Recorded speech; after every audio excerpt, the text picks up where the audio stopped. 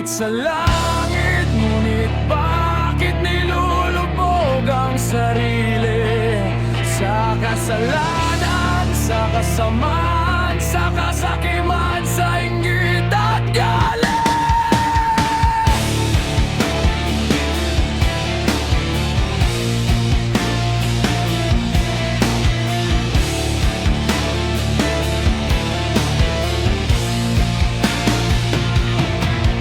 Kasabay nito,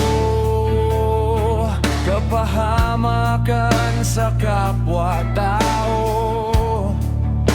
na ang gusto siya lang ang meron. Ginagamit ang talino sa pansarili, panlalaman.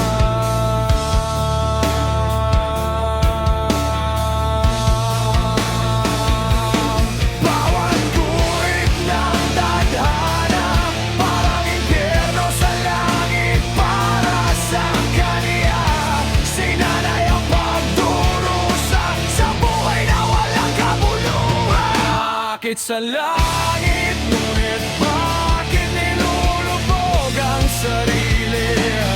Sa kasalanan, sa kasamaan, sa kasakiman, sa inggit at galit. Bakit sa langit, ngunit bakit nilulubog ang sarili? Sa kasalanan, sa kasamaan, sa kasakiman, sa inggit at galit. Sinusundan ang karangyaan, na ang lagay ay kapangyarihan, na nagpapasaya sa kalooban, na sunog na kaluluwa.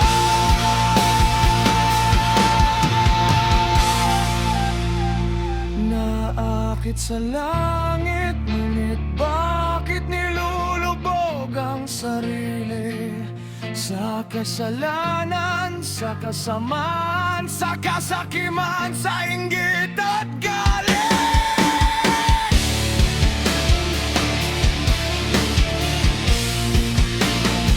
Naakit sa langit, ngunit bakit nilulubog ang sarili? Sa kasalanan, sa kasamaan, sa kasakiman, sa inggit at galit. Kapag wala ka na, at ang pagkakasala pinipiro mo na lang, sa makamundong bagay na meron ka.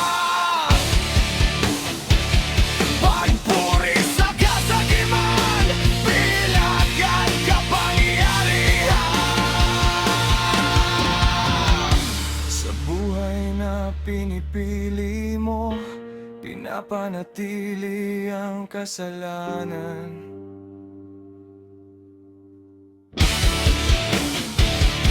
Anong ititira kapag wala ka na? Binibenta ang kaluluwa sa mga bagay na nakakasilan sa kasakisiman.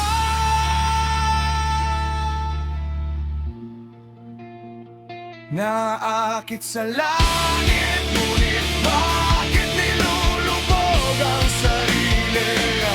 Sa kasalanan, sa kasamaan, sa kasakiman, sa inggit at galit. Naakit sa langit, ngunit bakit nilulubog ang sarili? Sa kasalanan, sa kasamaan, sa kasakiman, sa inggit at galit. At nadadaya ang damdamin sa kamatayan, walang hangganan.